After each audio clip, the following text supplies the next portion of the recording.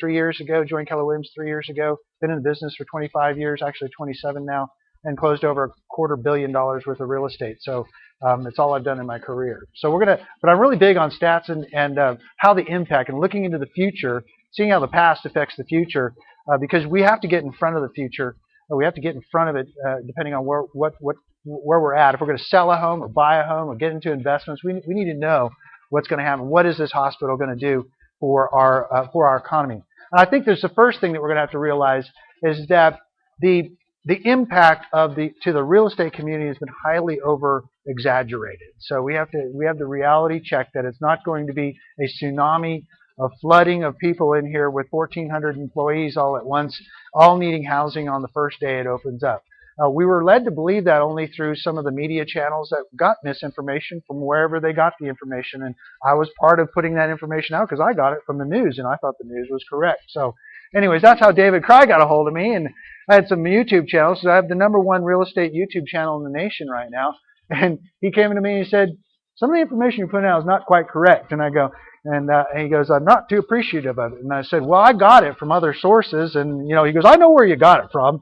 He goes, why don't I just come and talk and we'll get the right information out there and that way. And I said, sure, come and talk. And so that's where we're at. That's why David showed up today. And he showed up about 5 months ago at our market center to give us the facts. So these will be up on my YouTube channel because he just gave me permission to do that. So all the information that he just put out, you didn't have to memorize or even write it down. It'll be up there. Okay. I'm going to give you a quick update of the Austin area market, kind of the macro view, and then we're going to come down to the micro view. First of all, we have 8,406 active listings right now in the MLS. That's a lot. That's down from quite a bit from a few years ago. How much do we have? We were up to 12,000 homes available on the market. And I don't, that coming down by that much percentage really is something that helps us have a more solid market, a real more stable market. Thank God we're in Austin, Texas, right? I mean, I've got people coming from all the United States that says you should see what it's like back in my town, my hometown. I mean, really, people losing fortunes in equity that it's not a fun situation. So thank God we're here. Active days on the market still 75 days, which has been pretty consistent for the last couple of years. It's been 75 is a pretty equilibrium type of amount of time on the market. Average listing price in the Austin area overall is $277. Average sold price is $266 with a 96.1% ratio. Coming into months of inventory, 4.7. This kind of shocked me, and this is for the last 6 months. So that includes the summertime rush and things like that. So, but in the last 6 months, we have a 4.7 month supply. Between 5 and 6 months in a real estate market is about equilibrium. You get under 5 months, you actually start headed towards a buyer's market. You get over 6 or 7 months, you actually are, you're in a buyer's market. If you're over 6 or 7 months, if you're under 5 months or below, you're in a seller's market, right? Yes. Okay. Sorry, it's been a long day. So 150, only 3.5 months supply, under 150. Those first timers coming out and buying, and the highest amount of inventory is 1 million and plus, with 16 months of inventory right now. Lake South MLS area statistics: 535 active homes. A little bit longer on the average days on the market, 146 days on the market. Average list price in this area is $480,000 with an average sold price of $455,000. So you see a little bit difference in the negotiating going on out here in the Lake South area. So months of inventory, a little bit more on the buyer's market side of things, with 6.7 months of inventory. Lowest inventory, of course, on the low end, the affordable end, and the highest amount of inventory is 1 million and plus. That's 24 months supply, 2-year supply of $1 million homes. We were hoping that these 120 or 140 doctors that were coming in were going to help that number right here. But we really realized that, and talking to David several times, is that a lot of these doctors are local. And they're in Austin, or they're in Westlake or whatever, and they're just going to set up shop out here. So though it's going to be great, I just sold thank God I sold a doctor a home that's going to be working at the hospital. So that's good. They are coming from other parts of the country, so that's good. So what really happened? We're talking. The young lady back there talked about Austin rental stats. This is an incredible statistic that you got to be really aware of. That really hit me between the eyes when I started looking at the MLS stats back in the summertime, because I was getting those complaints from people saying, I can't find any place to lease. And of course, I'm a landlord, so I'm like, I haven't had much turnover in the last year or two or three, and I found out that and that they don't have a place to go. You can't just raise the rent $50 and they're going to move. They're pretty much well stuck. So back in the summer of this year, I looked at 78738 zip code, which is where the hospital is, and there were 4 houses for lease in the entire zip code. Now it's gotten better, but this is the winter, it's the fall winter time, so it's gotten better. Now in the summer in Austin, the citywide was 1/2 to 1.1 months supply. That is an incredibly tight supply of rentals, and I could go into a lot of reasons why. Immigration is really the big thing, but also the lack of investors buying investment properties. In fact, it's much more difficult to buy investment properties. For anything, they're selling their investment properties to free up some cash. Less and less investment homes out there, more and more people moving. It's going to create that shortage. Right now, we're at a 2 to 2.4 month supply of rental homes in the Austin area, which is not too bad. It's still very tight. Rental rates went up citywide 7% in 2010.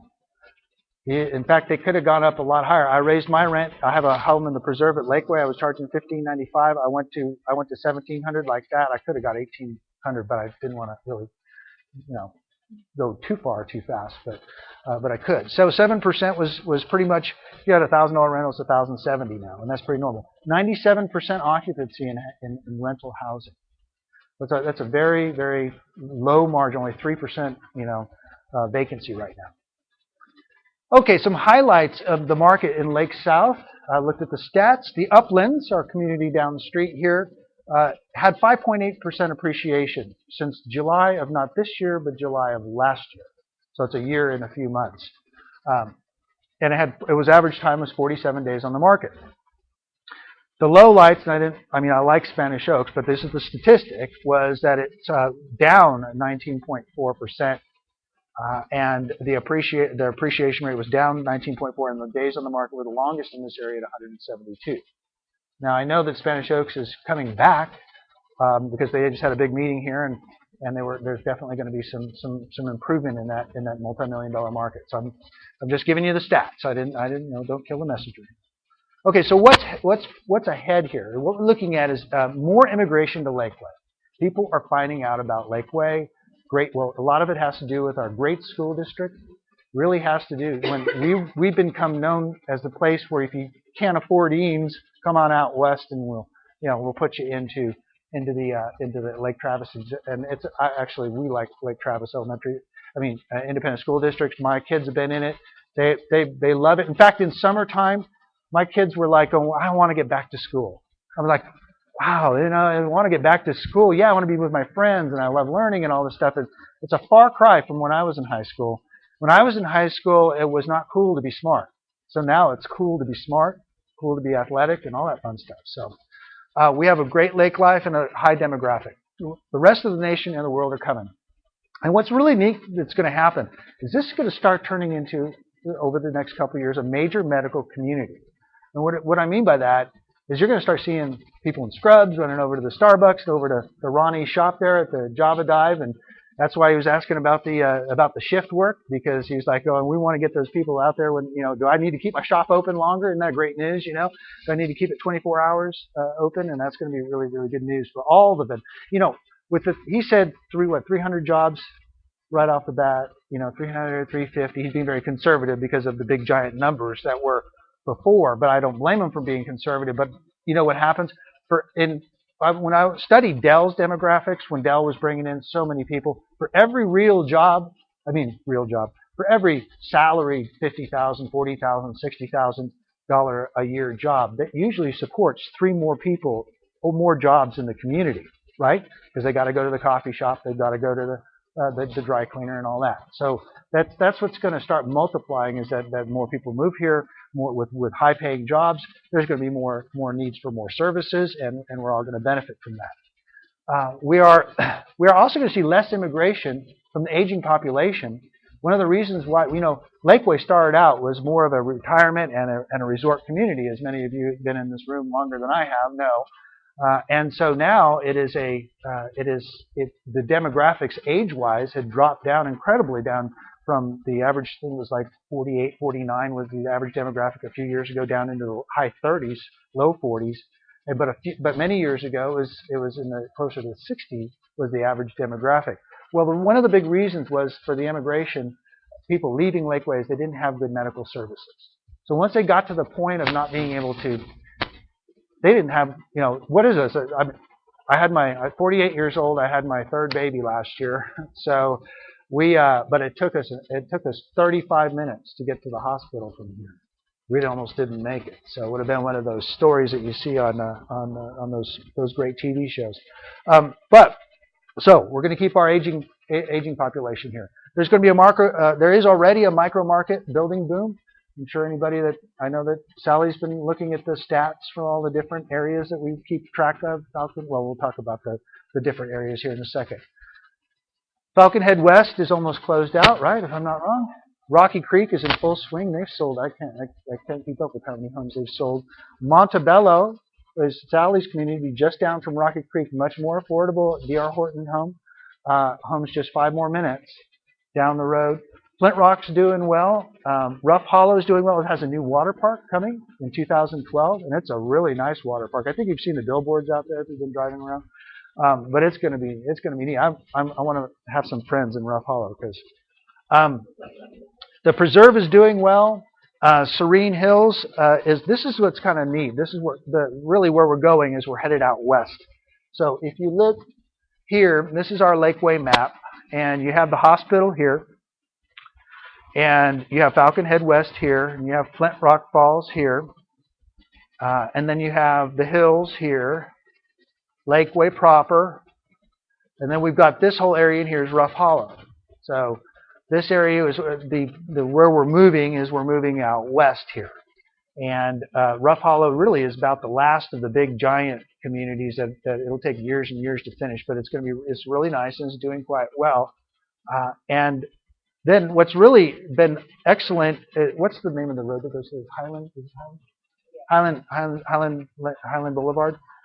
Open up access to the backside of Lakeway off of 71. That's a big, big, big deal. And then we have Serene Hills, which is right here. That opened up another artery of ways to get around the traffic. We had the gentleman that was concerned about traffic over here. It's one of the reasons why a lot of people, why Falcon Head West was so popular, was that you didn't have to get through this whole section. You could jump right onto 71 and you were into town. So Serene Hills right here is on its way to being developed. You'll probably see some stuff coming up in 2012 on that. And I think I see some bulldozers out there right now. So that's good news. And then out west we have down Hamilton Pool Road. We have the Rocky Creek subdivision, a couple other ones, some ones that are coming up, and it's going to be in Montebello out there with the D.R. Horton community near Highway 12. So once again, this is where we're moving, is out west. Okay, some challenges that we have in the market is the lake level, 627. So, it's a pretty huge economic impact for those that have lake-related jobs and things like that. And it's an impact to the real estate that people that are viewing property, they can't see the lake, and they're looking at these what used to be there, or the sometimes islands are now like the sometimes peninsula, but that's an opportunity for buyers to get a great deal on lake property. So you've got to look at the opportunities here. Is that a lot of times people can't see past the fact that there's no lake there, but 9 years out of 10, or 7 years out of 10, there is a lake right there. So it is, but sellers have to adjust. The credit squeeze is still there. There's still none of those no income, no doc loans we used to get to be able to sell our property so easily just a few years ago. There's a conforming loan limit, still 417, and so sellers need to be flexible and creative with their housing, with their sales, to be able to be creative with financing. Maybe carry some paper to be able to get the property sold or whatever it may be. So. And what we're looking at right now here is a rental housing shortage, okay? And really, when the hospitals are going to open up, in May, April, May, that's when everybody's making their moves anyways, and that's where we had the half-month supply of rentals just not too long ago. Say, Greg, can you turn the air conditioning down? It's kind of warm in here. At least it is for me. And so we're going to give you some stats here. This is the current stats. In the Lake Travis Independent School District, we have a 2.2 month supply. In the Eanes School District, we have a 2.2 month supply. Their rental rates are average about 0.90 per square foot. In Lake Travis Independent School District, about $1.15 $1.15 per in the Eanes. In 78734 and 78738, pretty much the same story, about 2 months supply. And this is in the slowest time of the rental market. So we're going to be up. I know there's some apartment complexes, but we're going to need more housing. And what that does is when the medical center opens up, it's going to put more pressure on the supply and drive the rental rates up. So anybody who owns rental property, great. Anybody that needs to buy rental property, call me. I'll help you out, and then we'll get you in on this stuff. Right now, opportunities, cash is king. We're seeing more cash deals than we've ever seen in the past, in the recent years. People are just stepping up, and they're tired of dealing with the banks, and they're just paying cash for it. Owner financing is another route for people to be going, because you think about it, rates, if you can get a loan, is 4% or 4.25%. Owner financing or carrying a second for people that are trying to sell allows them to be able to get a higher rate of return. What are they going to do? Put it in the stock market or put it in a CD and get 0% or 0.1%? So people are starting to look around, especially in this high demographic. There's a lot of old money here. There's a lot of nouveau money here. They're looking for places to put their money that they can actually get some kind of return. And they're realizing in the long run that real estate is not really a bad investment. It just got a bad rap for the last couple of years. All right, so more getting back into real estate. Some are using their self-directed IRAs, and I could do a whole seminar on that, which I will in the near future. So make sure if you guys sign up on my mailing list, there's a self-directed IRA LLC that can be set up where people can truly self-direct their IRAs and buy real estate through their IRAs and bypass the whole dealing with the banks. Now, we still love the banks, but right now they're holding on to their cash. How about that stock market, huh? Yeah, this is interesting. I looked at this, and this is one of the reasons why people are getting a little frustrated with the whole dealing with the stock market. This is the last 5 years of the stock market. Imagine your 401k. What a roller coaster! And if you look at this, I mean, even look in the last 2 weeks, what a roller coaster it's been. It's just been incredible